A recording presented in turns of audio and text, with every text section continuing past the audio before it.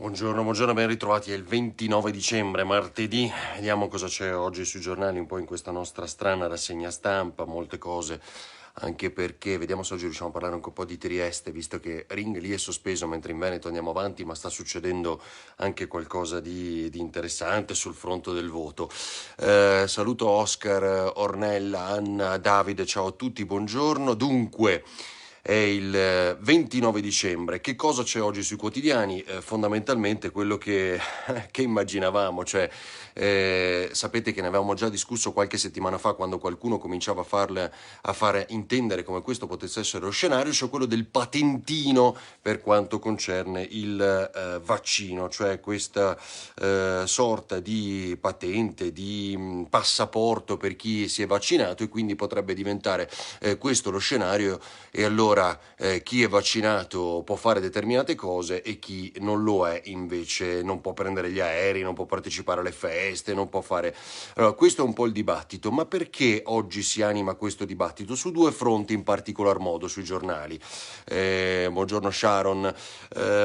Perché c'è una grande paura, probabilmente una pressione statistica, come 1 su 5 addirittura degli operatori sociosanitari nelle RSA, quindi nelle case di riposo del nostro paese, non voglia fare il vaccino e allora oggi intervengono un po' tutti. Trovate sui quotidiani ancora Miozzo, mi pare sul Gazzettino, che dice il vaccino obbligatorio a medici e operatori sociosanitari, comunque magari il passaporto sanitario in effetti è una soluzione. Anche Sileri che dice, sapete che da medico dicono in tantissimi che è assurdo che ci siano colleghi medici che non vogliano vaccinarsi, allora che cosa hanno scelto a fare questa professione?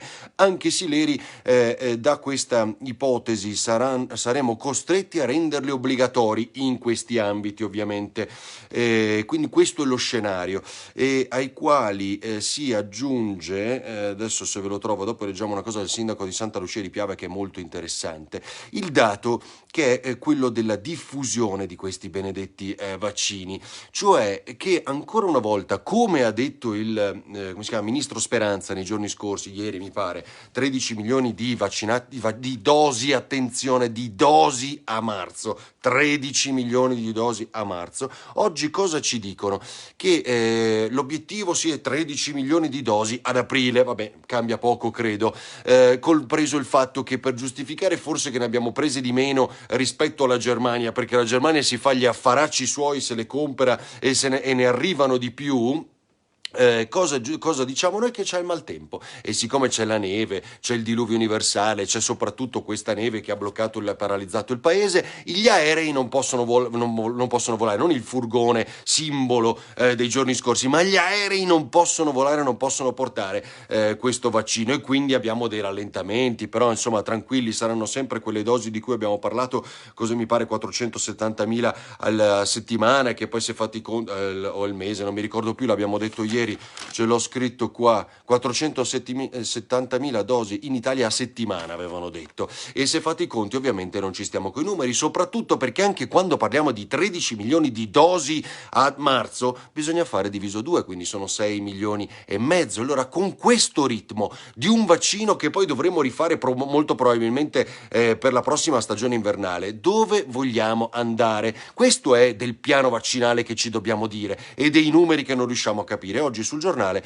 trovate dunque, sui giornali trovate un po' dappertutto questa cosa. Attenzione, saremo costretti a renderlo obbligatorio per i medici. Ne avevamo già parlato settimane fa, se ricordate bene. Cosa succede se un primario non è contento e dice che non vuole fare questo vaccino?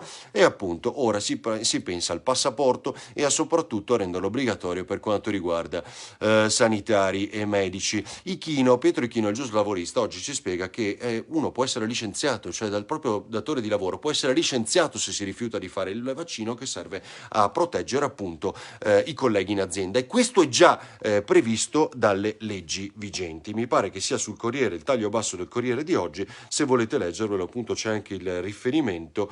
L'articolo 2087 del Codice Civile obbliga il datore di lavoro ad adottare tutte le misure suggerite dalla scienza e dall'esperienza necessarie per garantire la sicurezza fisica e psichica delle persone che lavorano in azienda e il loro benessere. Non so perché non vedo i messaggi, se sto sbagliando io qualcosa, vuoi fare annulla. Buongiorno Bertilla, c'è qualche errore probabilmente nella mia diretta, ma sono una frana. Quindi avete sentito Miozzo, Sileri e Ichino a costruire, diciamo, questo senso dell'obbligatorietà del vaccino, almeno per determinate categorie, e a giustificarne la decisione, che non c'è, però è un dibattito che si sta animando. Molto interessante ad aprire queste 13 milioni di dosi, che vuol dire 6 milioni e mezzo di persone soltanto vaccinate, ma questo l'abbiamo già detto.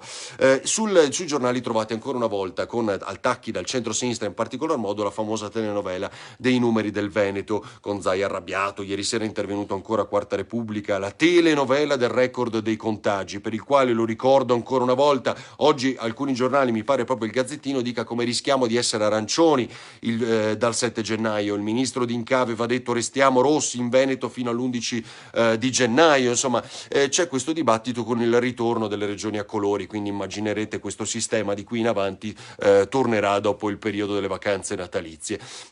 Cosa ci dicono, e l'abbiamo già spiegato molte volte, che i tamponi molecolari sono una cosa, i test rapidi sono di più e sono un'altra. Se i test rapidi danno un esito di positività, che viene controllata comunque da un molecolare sempre, i positivi non vengono calcolati sull'intero numero dei 62.000 tamponi, dice Zaia fa il Veneto ogni giorno, ma solo sulla quota di molecolari. Quindi sembra una positività molto maggiore, non del 36%, dice Zaia, come sostiene il governo da Roma, ma l'8%.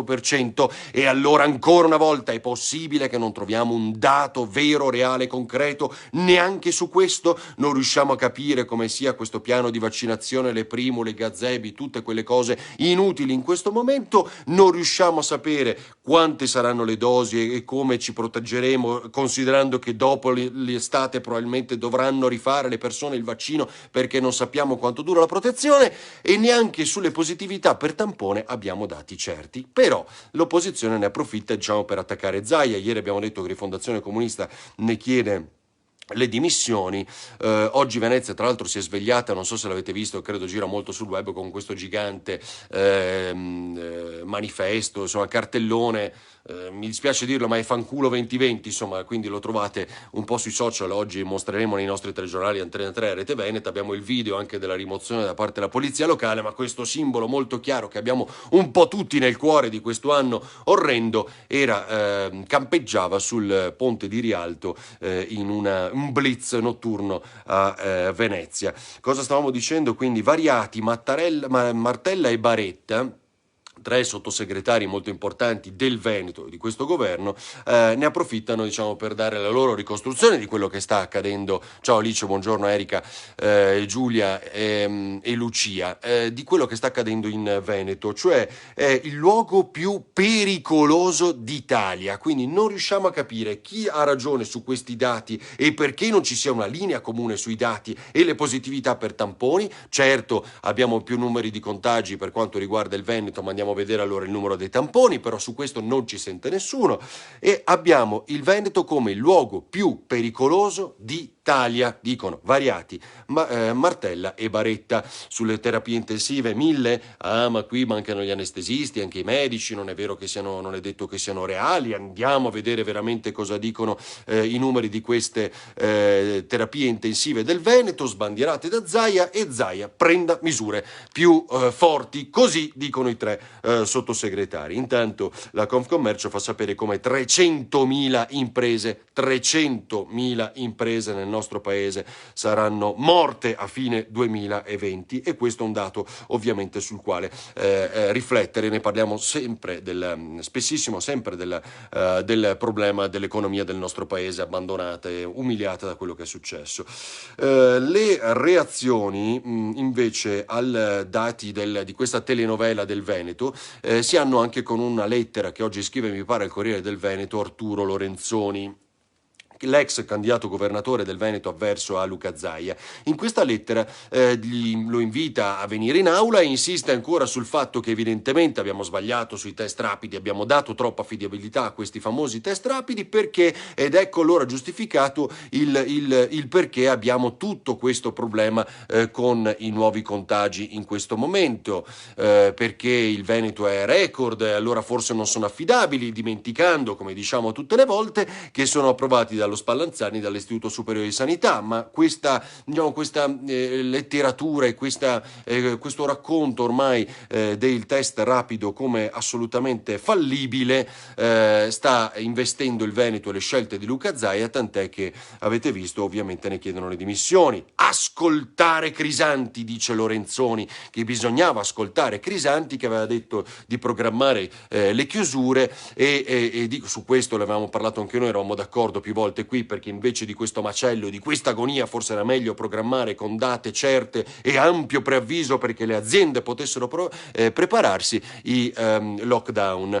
Ascoltare Crisanti anche sui tamponi rapidi, il quale Crisanti non abbiamo parlato ieri, ma insomma ricorderete, avete visto e letto come abbia cambiato, sia tornato un po' indietro sul tema dei vaccini. Prima ha detto non mi fido finché non vedo i dati, insomma cosa assolutamente ovvia e che potrebbe dire chiunque, non me lo aspetto da uno scienziato. Bene, Crisanti ha detto il vaccino lo faccio assolutamente, quindi evidentemente adesso ha letto o forse ha visto che l'EMA, gente competente, ha approvato il vaccino, allora anche lui ha cambiato idea. 185.000 le dosi in arrivo in Veneto, maltempo permettendo, entro la fine di gennaio. Come detto, ma la neve ha bloccato tutto. Vediamo cos'altro vi volevo raccontare. Prima della ridicola... capisco perché non vedo i commenti, non so cosa ho combinato stamattina, ma insomma chiedo scusa se non rispondo ad alcune domande. Magari oggi, prima di arrivare alla crisi politica, che è già risolta di fatto, ma insomma non si capisce, Renzi va avanti, presenta il piano Ciao, che è un po' il ciaone e un po' stai sereno, ma dopo ne discutiamo. Avete visto forse come la Cina di fatto ha condannato 4 anni Zhang Zhan, che è la giornalista che svelò l'epidemia di Wuhan. Da mesi rifiuta di mangiare, è stata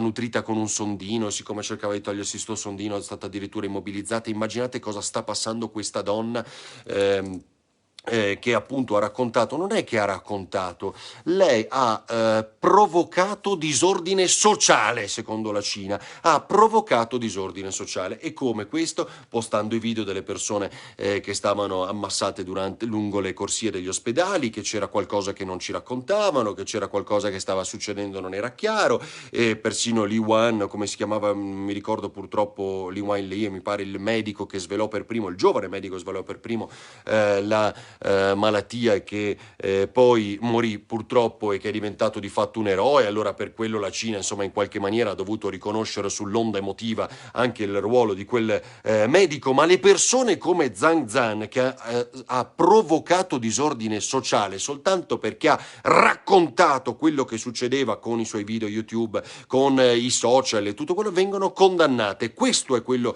che forse ci dobbiamo ricordare quando prendiamo come esempio la Cina nella soluzione del problema. Certo, vaccino subito per tutti, chiusi in casa se positivi, controllati se positivi, con l'app, altrimenti non si esce, non si entra nei locali, si viene prelevati in tempo zero per essere arrestati o riportati in casa. Ma va benissimo, guardiamo quello come esempio, come vedo e leggo spesso. Quindi la giornalista, perché aveva mostrato quello che succedeva in Cina, viene condannata a 4 anni ed è in galera da maggio più o meno. La politica... l'obiettivo, come è chiaro ormai, è quello di indebolire Conte, perché è troppo forte, i suoi DPCM, il casalino, le conferenze stampa via Facebook e via dicendo. E arriva il piano Ciao di Renzi per contestare appunto il recovery, sul quale ancora Gentiloni oggi dice non c'è nulla, dobbiamo accelerare, siamo in ritardo. Ma guarda un po', adesso lo dicono anche loro, però fino ad adesso non era assolutamente vero. Quindi che cosa succede? Renzi propone questo piano Ciao, che abbiamo detto un po' come il ciaone, lo stai sereno dell'Enrico Letta, che è cultura, infrastruttura, questo è l'acronimo, 60 pagine in cui va a toccare i punti che non vanno bene del recovery studiato da Conte. Ma molto torna ancora sui giornali il fatto che Conte potrebbe pensare a un suo partito. Ieri se ne parlava sui giornali, come sempre quello del Premier vale tra il 7 e il 10%, però in realtà va a pescare a PD e 5 Stelle, quindi a poco serve, e quindi tutte queste ricostruzioni che avrebbero l'obiettivo di arginare Matteo Renzi, probabilmente senza riuscirci. Quindi quindi ancora Renzi prosegue, come detto, è molto chiaro come dietro questa mossa di Renzi possano esserci alcuni ruoli importanti. Ciao Nunzio, un abbraccio, molti ruoli importanti, quello di Cassa Depositi Prestiti da mettere in campo nei prossimi mesi, forse il segretario della NATO per quanto riguarda invece il cursus honorum personale di Matteo Renzi. Oggi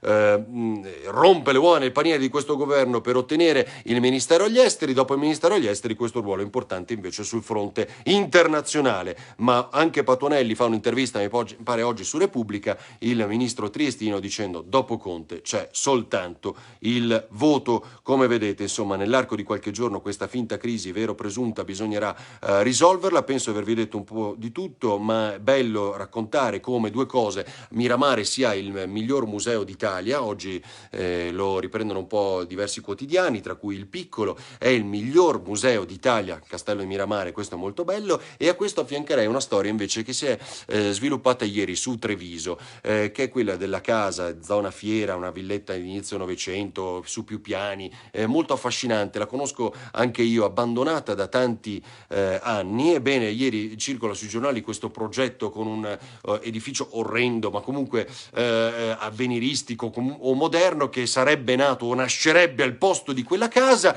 bella ma abbandonata da tanto tempo, e si è scatenato a Treviso un dibattito enorme, tanto che è intervenuto anche il sindaco, ne abbiamo fatto un servizio nel telegiornale noi ieri. Risultato è che non c'è nulla, era semplicemente un progetto di questa agenzia immobiliare che sperava di vendere un orizzonte per quella abitazione bellissima ma abbandonata da anni, per la quale c'è un vincolo paesaggistico. Oggi, ultimo dato che vi leggo ancora sul Piccolo, che sottolineiamo, è Rumiz.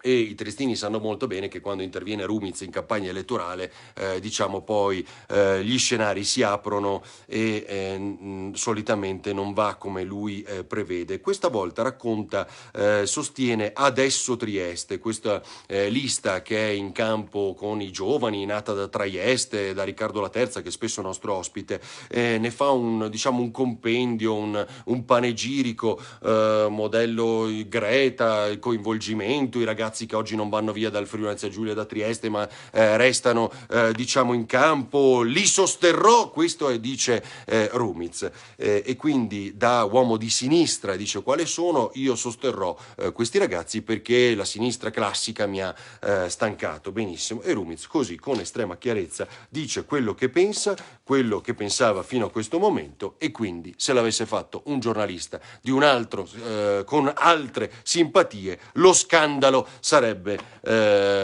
credo totale. Però tutto è consentito, siamo ben contenti, e Rumiz deve dire quello che pensa, soltanto il due pesi due misure spesso non è corretto. Sostiene adesso, sosteneva il centrosinistra prima, e ora lo dice con estrema chiarezza. Bene, oggi è tutto, non so se ci vedremo stasera a Ringa alle 21:15 su Antena 3 in base appunto al meteo, ma saremo più forti dei vaccini e quindi riusciremo a raggiungere la postazione di Ringa. Ci vediamo comunque sul sito ferdinandoavarino.it. Ciao, buona giornata.